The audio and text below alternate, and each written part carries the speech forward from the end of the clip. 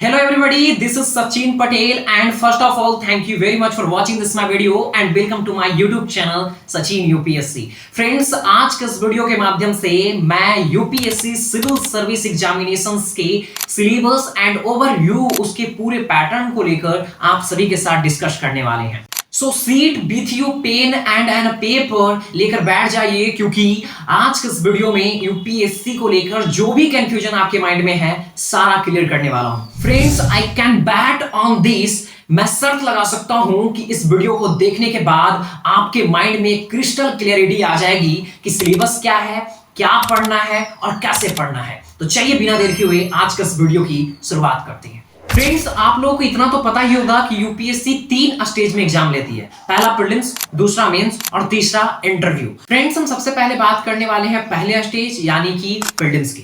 Prelims में आपको 2 papers देने होंगे, पहला पेपर है जनरल स्टडीज का पेपर और दूसरा है सीसैट का पेपर। ये दोनों पेपर एमसीक्यू बेस्ड पेपर है, यानी कि इसमें ऑब्जेक्टिव क्वेश्चन आपसे पूछे जाएंगे। चलिए हम बात करते हैं पहले पेपर यानी कि जनरल स्टडीज के पेपर के बारे में। जनरल स्टडीज में आपके 100 क्वेश्चंस होंगे, 2 आवर्स टाइम दिया जाएगा, टोटल 200 मार्क्स के ये होंगे। एक क्वेश्चन 2 नंबर के होने वाले हैं। अगर हम सीसेट की बात करें तो सीसेट में 80 क्वेश्चंस होंगे, 2 आवर्स टाइम दिया जाएगा और ये भी टोटल 200 मार्क्स का होगा। सीसेट वाले पेपर में 1 क्वेश्चन 2.5 मार्क्स के होने वाले हैं।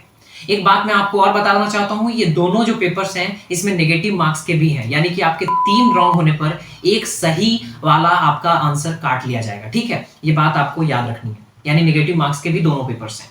एक बात और समझनी बहुत ही जरूरी है कि सीसेट ओनली क्वालिफाइंग पेपर है, यानी इसमें आपको 33% मार्क्स लेकर आने हैं। अगर हम 200 मार्क्स का 33% निकालते हैं तो हमें 66 नंबर लाने अनिवार्य होंगे, अर्थात 66 मार्क्स। ओके, इसमें आपको क्वालिफाइंग करना है, ठीक है, और कुछ भी नहीं। अब आप लोगों का सवाल होगा कि प्रीलिम्स के दोनों पेपर में कहां-कहां से प्रश्न आएंगे। तो अगर हम बात करें प्रीलिम्स के पहला पेपर जनरल स्टडीज का पेपर, तो उसमें जो सवाल पूछे जाएंगे current events and international and nation से प्रश्न होंगे। उसके साथ ही Indian geography and world geography से प्रश्न होगा, इंडियन पॉलिटी एंड गवर्नेंस से प्रश्न होगा। इसके साथ ही अगर बात करें तो इकोनॉमिक्स एंड सोशल डेवलपमेंट से प्रश्न हो सकता है। उसके साथ ही international issues, environmental, ecology and biology, general studies, ये सब सारे प्रश्न यहां से पूछे जा सकते हैं। ठीक है, बाकी अगर हम बात करें सीसेट की, तो सीसेट में कॉम्प्रहेंसिव एंड मैथ से प्रश्न होंगे। अब आप लोगों का सवाल होगा कि मैं तो यूपीएससी में इसलिए आ रहा हूं ताकि मैथ से हम दूर भाग सकें। तो भैया CSAT is only qualifying paper ना, मैथ पूछे भी जा रहे हैं तो 10th लेवल के मैथ पूछे जाएंगे, कोई बड़ा मैथ नहीं पूछा जाएगा। बाकी रीजनिंग होंगे, कुछ ऐसे सवाल होंगे जो ब्लड एंड रिलेशन से प्रश्न हो सकते हैं, है ना। तो ये सीसेट है, थोड़ा सा आपका पास माइंड चेक कर रहा हो, कुछ नहीं, बस थोड़ा सा मेहनत करने पर ये आपका पेपर बहुत आराम से निकल सकता है। ठीक है, लेकिन इसे आप हल्के में भी नहीं ले सकते।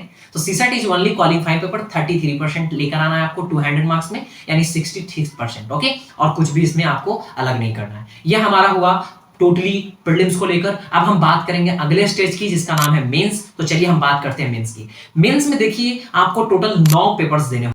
दोस्तों इस 9 पेपर में 9 पेपर डिस्क्रिप्टेड एग्जाम के रूप में होंगे, यानी कि आपको अपने हैंड से लिखना है, यानी राइटिंग यहां पर लिखनी है दोस्तों, है ना। राइटिंग के रूप में आपके आंसर को लिखना है। वहां पे यहाँ पे कोई भी एमसीक्यू बेस्ड एग्जाम नहीं है। प्रीलिम्स ही बस एमसीक्यू था, बाकी अब सारे एग्जाम जो आपके होने वाले हैं मेंस के 9 पेपर वो बिल्कुल डिस्क्रिप्टेड होने वाले हैं, लिखने वाला यहाँ पर है। ठीक है, इसलिए आप आंसर राइटिंग भी कितना इंपॉर्टेंट है अब आप यहाँ पर समझने वाले हैं। तो आपको जो 9 पेपर में जो सबसे पहले देने हैं वो 2 क्वालिफाइंग पेपर आपको देने हैं। और वो 2 क्वालिफाइंग पेपर किस तरीके से है, तो सबसे पहले जो आपका पहला क्वालिफाइंग पेपर होगा मेंस में, वो जो होने वाला है वो 8 शेड्यूल जो है हमारे इंडियन कॉन्स्टिट्यूशन का, उसमें टोटली 22 भाषाओं को मान्यता दी गई है। तो आप उस 22 भाषा में कोई भी एक भाषा चूज कर लीजिए और ये पहला पेपर आप दे दीजिए क्वालिफाइंग पेपर का, जिसमें आपको तमिल भाषा ले सकते हैं, बंगाली ले सकते हैं, गुजराती ले सकते हैं, जो भी 22 भाषा में शामिल है, हिंदी ले सकते हैं। जैसे मैं हिंदी लूंगा तो मैं पहला पेपर हिंदी देने वाला हूँ क्वालिफाइंग पेपर, और इसमें 300 मार्क्स का ये पेपर होगा आपका, जो पहला पेपर क्वालिफाइंग मेंस का होने वाला है। और इसमें भी आपको जो लाने हैं वो 25% नंबर लेके आने हैं। अगर हम 300 का 25% निकालेंगे तो 75 मार्क्स लाने होंगे, यानी कि यहाँ पर आपको कुछ हिंदी के क्वेश्चंस होंगे, उसको सॉल्व करना है। दूसरा जो क्वालिफाइंग पेपर होने वाला है वो इंग्लिश का होने वाला है। इसमें कोई भी आपको अलग नहीं चूज करना है, इंग्लिश ही लेना पड़ेगा आपको, और इंग्लिश में भी 300 मार्क्स का होगा और 25% लेकर आपको आने होंगे। ये दोनों क्वालिफाइंग पेपर था जो मैंने आपको बताया, ये मेंस का पेपर है, इसमें आपको डिस्क्रिप्टेड तरीके से आंसर को लिखना है। ठीक है, अब हम बात करते हैं अगला पेपर जो एसे का पेपर होने वाला है। इससे मेरिट बनेगा, इसको आप हल्के में नहीं ले सकते हैं। ठीक है, एसे का जो आपका एग्जाम होने वाला है वो 250 मार्क्स का होने वाला है।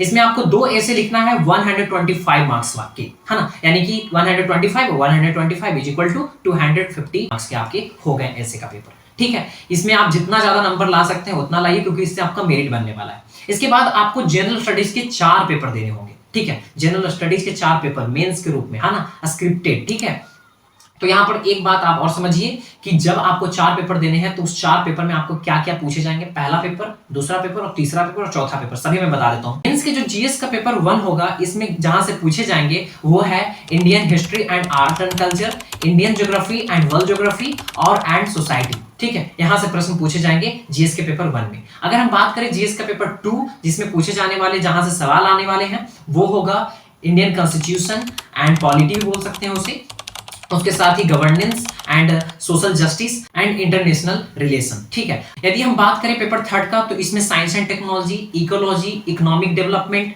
Environment, security and disaster management से प्रश्न पूछे जाएंगे। अगर हम पेपर 3 की बात करें तो ये पेपर बहुत इंपॉर्टेंट है, एथिक्स का पेपर। ठीक है, जनरल स्टडीज के ये 4 पेपर देने के बाद आपको ऑप्शनल का पेपर देना होता है। ऑप्शनल का पेपर आपको 2 देने होंगे, जिसमें आपको 250 मार्क्स के 2 पेपर्स होंगे, यानी कि टोटल ऑप्शनल का पेपर 500 मार्क्स का होता है। तो इस तरीके से आपने टोटली ये मेंस का सिलेबस आपने देख लिया, और ये टोटली मेंस का जो सिलेबस है, खाली 2 क्वालिफाइंग पेपर छोड़कर, जो हिंदी और इंग्लिश का जो पेपर था वो अगर आप छोड़ देते हैं, तो ऐसे का पेपर और जनरल स्टडीज का 4 पेपर और ये जो यहाँ पर ऑप्शनल का 500 मार्क्स का जो पेपर है, ये जो पेपर हुए वो टोटल मिलाकर 1750 मार्क्स के पेपर आपके हो गए। दोस्तों, मेंस के बाद आपको इंटरव्यू देना होगा, जिसमें आपकी पर्सनालिटी चेक होती है और कुछ आपके नॉलेज भी चेक की जाती है। ज्यादा पर्सनालिटी होता है क्योंकि नॉलेज ऑलरेडी आपके मेंस और प्रीलिम्स में चेक हो चुके हैं, तो ज्यादा आपकी पर्सनालिटी ही चेक इंटरव्यू में की जाती है।